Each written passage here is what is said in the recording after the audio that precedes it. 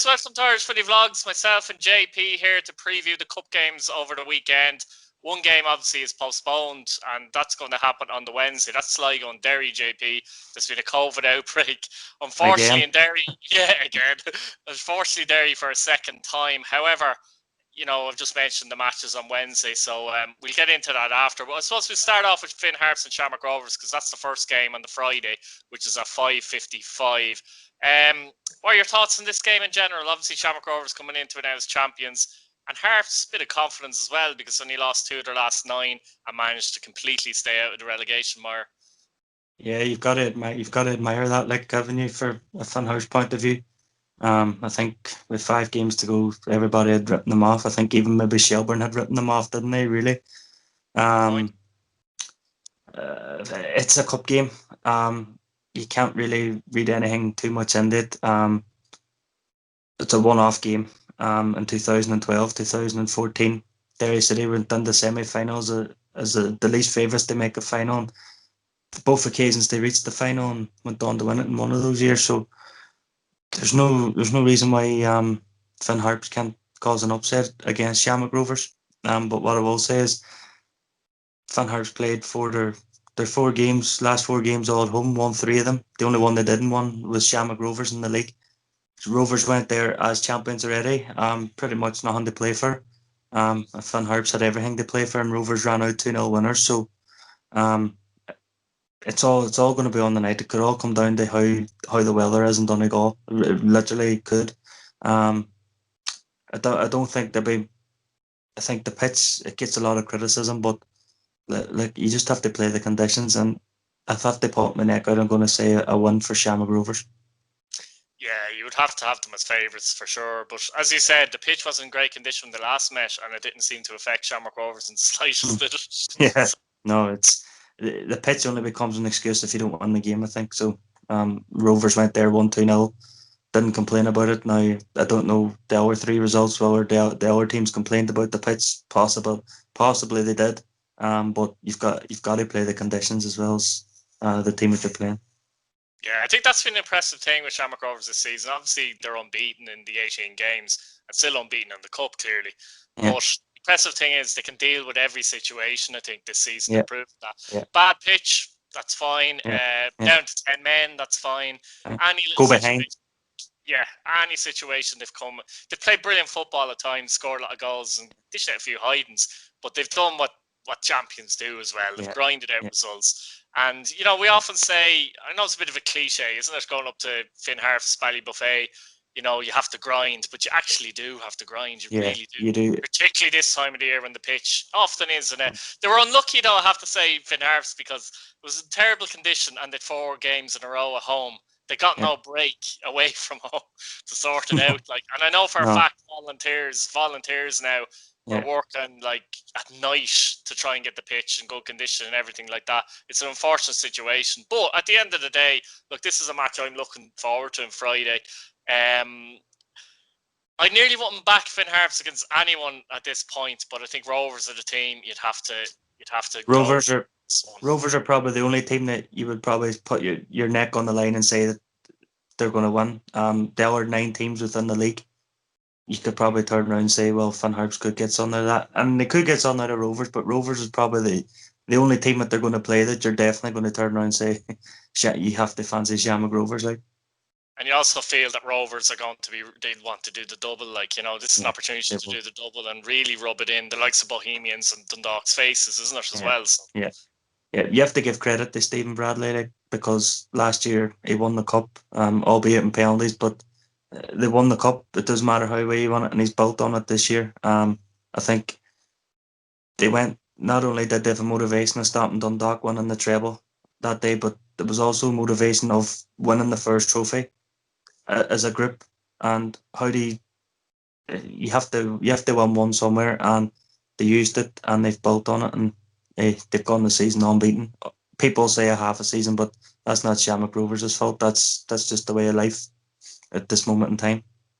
Yeah, I mean, last year, as you say, they won the cup. Every team that goes on to win the league usually has to win a cup first. You find that, don't you? They need to win a cup. It's very rare that a team comes out of nowhere or kind of just wins a league. It does happen, but there's been cases you see it where it doesn't really happen too often, that you usually need to get that cup win or something, get over the line win, and then you might be good enough to win the league. I do wonder in another world, if they lost that in penalties, how they would have done this season. And to be honest, with Dundalk's issues, we'll get onto them in a minute, they probably would have won it anyway, actually, to be honest with you. I think whether they'd won the cup last year or not, I think they were always going to win the league this year. I think they would have, if they hadn't won the cup last year, I think they would have used it as even more motivation. They go ahead and win the league, because you could see, I think towards the end of last season, you could sort of see a wee bit in Dundalk was starting to drop off. I think you could see this season, I think the defeat in Tala really probably knocked the stuffing out of them. But they were at that stage, they were probably thinking they still had 30 odd games to claw back. Within a couple of weeks, we're locked down, and then within a couple of months, they've only got 14 games to claw back. They've lost a couple after the restart. So it's like, people are saying it's only half a season, but look, fan Harps aren't saying it's only half a season. They're happy. They've stayed up. The only people saying it half a season is the people that have grudges to bear, I think. So hey, it is what it is, and it's the same for everybody. Like JP, like yourself and myself, maybe. yeah, definitely. I think On over 36. I think over 36 games we'd have finished higher up the table. yeah, Pats would have won the league after 36 games. Honestly, we'll move on to Bohemians and Dundalk, and that's obviously on at 7:45 the same evening. Another intriguing match, to be fair. And the way I see it is, Bohemians have been preparing for this for a few weeks now, because they've had second, in the bag. Whereas Dundalk have had games in the Europa League, and that game against Sligo, you know what I mean, it was a big game for them. They may have needed to get something out of that. Worked it with them in the end. They lost, but they still managed to get into Europe. Overall, how do you see this one? Hooban is out, by the way, for Dundalk as well. Is he? I think that's a game. I think that's a game changer. Even with Hooban, I still fancy Bulls to win the game. Probably in the season's gone by, you're probably putting it down as another win for Dundalk, but got to give credit to Keith Long, the way he's just gradually over the last 8 years built that team up to be able to challenge for European football. They qualified for Europe last year, finished third. They've got one better, finished second this year. I'm not sure whether they can challenge for the league title next year. Maybe next year could be another year for them. They build towards doing that, maybe in another year or two. But again, Keith Long will be seeing this as an opportunity for him and his group of players. They not only win their first trophy, but they make their first final. I don't think they've reached a final in the League Cup or FAI Cup in the last, since he's been in charge. And the thing for Bohemians have never been to the Aviva either. So that'll be. I know we're getting a wee bit preemptive here, but you have to look the draw, the half of the draw they're in. If Bohemian, whoever wins is going to play Athlone. Both of Dundalk and Bows will fancy their chances. It's never foregone conclusions, as we saw with Athlone and Shelburne. But I'm going to say this is going to be a win for Bows for me. I agree with you there, but I'm just trying to think there, that is that a bit a scary thought for Bohemians? They are coming into this as favourites. Bohemians revel and thrive in the underdog. Yeah. A lot of the time. This time last year, you would have laughed to say that Bows would be favourites probably to beat Dundalk in a big cup game at this stage of the season. But how the tables have turned. As I said, Hooban out for Dundalk. Some people saying Hooban hasn't been brilliant this season. Maybe not his best, but he scored 10, 11 goals in the league at the same time. He's the top goal scorer in the league. So he will be a loss. Macmillan's a decent player. I don't think he's the same. Then for Bowls, Danny Grant has been sensational for them this season. They have lost Twardick, which is a bit of a loss, maybe in a game like this especially. But Grant has been sensational. The players, like, if you consider that Mandrew hasn't been getting in for whatever reason, we're not entirely sure. They lost Twardick at 5-6 games to go. It hasn't made a difference. It's unbelievable how they just.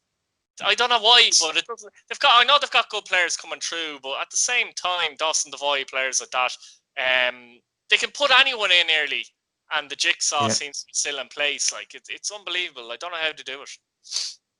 I think that comes down to having a manager and a management team that knows what they want, and the players know what the manager wants from them, and they've probably not just gone and signed players for the sake of signing players. They've probably signed players that fit the system, at the way they want to play, and that's probably why it's just like you take one piece out and put another piece in, and it still works the same. Same with Shamrock Rovers. They're probably the only two teams in the league that you could say maybe make one positional change and the way they play doesn't change. Every other team seems to have to make changes, and when they make the changes, they seem to have to maybe make when they make personnel changes, they seem to have to make a system change as well. They suit the person that they've brought in, and you lose all momentum. But Bohemians just seem to, no matter who they play, no matter what team they play, they just have momentum with them. I know they lost the Harps in the run-in, but I think by that stage they had secured second spot. I think they were focusing on trying to win the cup. Or maybe just focus. They probably thought the cup was coming round earlier than what it has been. But look, fair play to them. They've built on it, and they've got European money from this year. They're going to get European money from next year. They've got the Matt Doherty transfer fee coming in. The future's bright for Bows, and if they could go on and win the cup, then who knows what it could be an exciting few years for Bohemians fans. It'd be fantastic if they could actually go and win the cup. But they're Yeah. great advertisement for actually giving managers time. You touched on Rovers Yeah. as well, Bradley as well, similarly. Yeah. But both clubs really have been a great advertisement for actually being patient, giving a manager time. It's always a risk, and it's a tough one to judge from the outside looking in at anyone, isn't it? But it's been it's bearing fruit for Bohemians on and off the pitch actually as well. Yeah. Oh, it is. It is like in the League of Ireland. If you have one bad season, the knives are out. And it's possibility that the knives were out over the early days for Keith Long, because I don't think when he came in, he didn't just turn it around miraculously. He was probably fighting relegation at some point, and maybe they're probably just happy to finish mid-table. But you've got to give credit to fans as well. They didn't pursue him being sacked. They probably saw progress in the way he wanted to play, and it's starting to reap the benefits now. 8 years on, like Stephen Bradley is 5 years into a plan at Shamrock Rovers as well. So it's nothing happens overnight. And I think that's where most teams in the League of Ireland fall down. They just want instant success. If you want instant success, you're going to have to buy it. If you want success, sustained success, you have to build towards it. And that's where you have to give credit to the big two, Dundalk or sorry, Shamrock Rovers and Bohemians. They've built their clubs back up again. They have fantastic, JP. And the funny thing is with Dundalk, they've chopped and changed so much this season. Now, I know they've been in the Europa League and they've had a lot of matches recently, and that kind of thing. But at the same time, even earlier in the season, there's a lot of chopping and changes to Dundalk.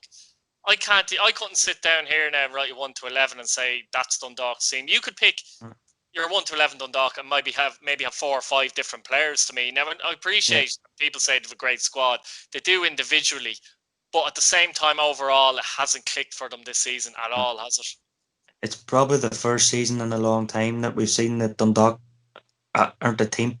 They're a group of individuals. Now, whether that's down to the boardroom, or is it down to the management, down to players, have the players lost hunger as a group? Do they need to move on? Do they need new challenges elsewhere?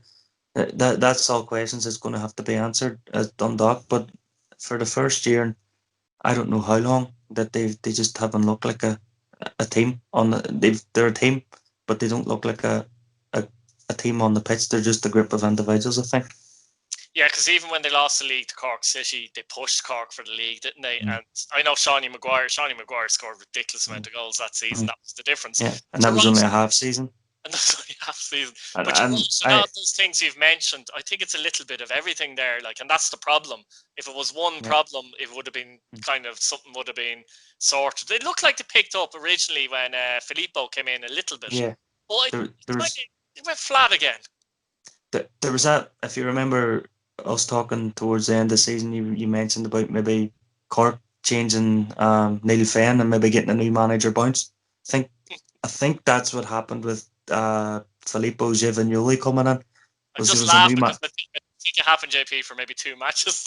That was it. Yeah, it did, and that's what happened at Dundalk. They got a new manager bounce coming in. Yes, they qualified for the group stages. And fair play to them, they done that. But over all the games, I think, was over one leg. If they'd been over 2 legs, would they've done it? You can't turn around and say no, they wouldn't have. But I think they won 2 of their rounds on penalties, and the other round they played the Faroe Islands. So Yeah. look, fair play to Dundalk for doing what they done, but and seeing a lot of Dundalk fans and chatting to them, they're in total agreement that Vignoli just doesn't seem to have a clue what he's doing when he make. I've only really watched the Europa League games, and his substitutions don't seem they leave you scratching your head more than. He makes a lot of changes for me as well, and I just think, and again, I'll come back to it. They've had a lot of games, but at the same time, I find that a team makes a lot of changes, even in formation, not just personnel and things like that. It's very hard to get. We're talking about Bohemians there and how everything fits. It's very hard to get everything to fit. It doesn't matter what players you have. That said, they could come out and just perform and beat Bohemians. It could happen too, couldn't it? Because they've got Duffy, they've got a player I've been disappointed with this season, but he's had a lot of injuries for the last couple of seasons. Patrick McElhenney, actually, but I just think he's gotten really injury prone, and he can't get up to full pace and up to full fitness because he's a shadow of the player he was. There's a few players. Gannon this season has been a shadow of the player he was, and I do think there might be an element of a lot of success and that hunger is starting to die a little bit. I can see a lot of changes next season without jumping too far ahead because they do have 17 players out of contract. However, this is a quarter final against Bohemians, and as you said, there's an excellent chance to get into the final with no disrespect to Athlone if they can win this match, and if they get into a final, then you never know, Yeah, I think you touched on Patrick McElhenney there. He hasn't been the same player, I think, since he came back from Oldham. Before that, he was probably the best player in the league without a shadow of a doubt. He came back from Oldham. Now, who knows? Only he'll know what the problem is. I think his season's probably over, is it? After that injury he got against Arsenal. Yeah, I think he's. So he's probably not going to play on Friday night. He's probably not going to play the rest of the season if their season's extended. Michael Duffy again, another great player. He's been up and down this season, hasn't he? He hasn't been terrible, but he hasn't been, he hasn't peak been he hasn't been at the standard that he's set over the last couple of seasons. But when you've got a player like Patrick McElhenney in the team and you've got Chris Shields who marshals the midfield, I think you're always in with a chance, especially in a cup game. The only doubt that I would have with Dundalk is over the goalkeeper, because I've watched both of them over the last couple of weeks. Gary Rogers, he It's was fair to competing. say that Gary Rogers was a good goalkeeper. I don't think Prairie was ever a good goalkeeper, though. He's no, Rogers was a good goalkeeper, but I think is it his age now that his form starting to dip. I don't know. I don't want to be too critical. But McCary, I know he played in the Irish League with Warren Point, and having watched a few highlight games of that, he seemed to pull off a few saves after saves. But the difference between playing for Warren Point and Dundalk is at Dundalk you're going to be a spectator for most of the game. At Warren Point you were probably the busiest man on the pitch. So there's probably that as well. Trying to adapt to that of having to be alert at different points rather than being alert for the 90 minutes. And as you say as well, like if Rogers is in goal for 90% of the games, he's coming in the odd game here and there. It's a bit difficult for a goalkeeper there as well. In fairness, isn't it? But he seems to be happy enough to do that for the last number of years. So. Yeah, and it's probably the most difficult position in football is to be a backup goalkeeper because you're never getting you're not going to be brought on as a sub unless the keeper gets injured or gets sent off. You're not going to be playing unless the number one keeper again is injured, suspended, whatever. So he's just got to, as you say, he just seems to want to be. He's content with that, but maybe if the new season, maybe who knows? Maybe Giovanni has been doing what he's doing over the last few games or the last few months. Maybe he's seeing his squad. He knows he's 17 players out of contract. Maybe he's looking at it and saying, right, which of these players am I going to keep for next year? So who knows what the manager's thinking is. Yeah, it's going to be interesting times for Dundalk. I'm going to go for Bows as well, to be honest with you. Yeah. I think Dundalk are more than capable of turning them over on their day. But I just see more consistency from Bows, and it's difficult to go against them here. You've gone Bows as well, haven't you? Yeah, gone Bows. So we both gone Bows and Rovers. Now, we might have a problem with the next one, which is on Wednesday. Sligo Rovers take on Derry City at the showground. So this is on Wednesday. as we mentioned, there's a COVID outbreak in Derry. Unfortunately, we haven't got too much details about it, JP, so we don't know what shape Derry could be in on Wednesday, like what kind of players are going to be available, who's been able to train, who hasn't been able to train. So that alone, and the fact that Sligo are on a high coming into this game, and Derry, they nearly got taken down. They were getting a scrap there, weren't they? They drew with Cork in the last game of the season, a late equaliser, but that could have been critical. It didn't matter in the end. Yeah. It's hard now. Your Derry fans different, but it's hard for me to look past Sligo, I have to say now. I think if I went with my head, I'd probably agree with you. There's a wee bit of me thinking there may be a bit of hope. Well, there's certainly hope. There is hope, JP. Maybe we might get a lucky bounce early on and get an early goal, or Sligo man sent off or something like that. You never know. But I hope I'm wrong. But I think maybe we're if we had been at home, I'd probably put my neck on the line and said we'd win the game. But I think. Sorry, JP, to go across there. Just came into me. If everyone was fit and available for Derry City, what front three would you go with? Because I've noticed this is a bone of contention amongst a lot of Derry City fans. I have my personal idea as well, but a lot of Derry fans actually disagree in this as well. So I'd be interested to know who'd be your front three if everybody was available. If everyone's available, through the middle's Walter. Yeah. On the wing, on the left wing, I've got Stephen Mallon. On the right wing, I've got Adam Hamill. Snap. Yeah. Bill would have Kieran Harkin in there instead of Connor Clifford. Yeah, just up front with Figura. Why would you pick him up front, say ahead of Akintunde or ahead of Mete? What would be the reason you would pick him up front ahead of those two? Because he's got a bit of craft. He can come short and he can go in behind. He's got everything in his game. The other two just seem to maybe hold the ball up and expect want somebody else to go in behind. I feel sorry for the other two, because the other two seem to be hold up players where they do the holding up and somebody else goes in behind. But when you're leading the line, you can't do that, because you don't. If you're playing with the two up top, maybe it's easier to do that. But Walter seems to have it all. He can come wide as well, and even if he's out wide, you're still confident that maybe he's going to create something. But he's got everything in his locker compared to the other two. The other two just seem to maybe have different pieces, where Walter can hold it up, he can run in behind, he can come short, he can go. He can even create for the other players as well. If I was a centre back, I'd rather come up against Mete or Akintunde. Yeah. They're easier to mark. They stand still. See, the front three you named there, they're interchangeable. Mallon can go right as well. Hamill can go left easily, no problem. Yeah. Figura can go left. So I just think a front three like that, and I'm surprised personally. I've been saying it all season nearly that they haven't played together more often, because I think they'd be a headache for most defences in the league. Like, Derry are more than capable of winning this match, by the way, with the players they have. Oh, they are. Are. As are Sligo. But I suppose from Sligo's point of view, they again, similarly, they look more of a team generally than Derry have had, I suppose, this season. I think it's fair to say. I think touching on the point that the front three that we spoke about, haven't had much game time. As you've probably, Adam Hamill came in July, hadn't played since January. So he wasn't up to match fitness. I think, as we saw, as the season came towards an end, the better Adam Hamill got, and you seen the player that played in England, played in the Premier League with Wolves. And then you've Stephen Mallon, who's since the comeback from the restart, he's been in and out with injuries and sickness and different things. Walter's probably been the one player that has been there most of the season. We missed him badly in the European game, Walter.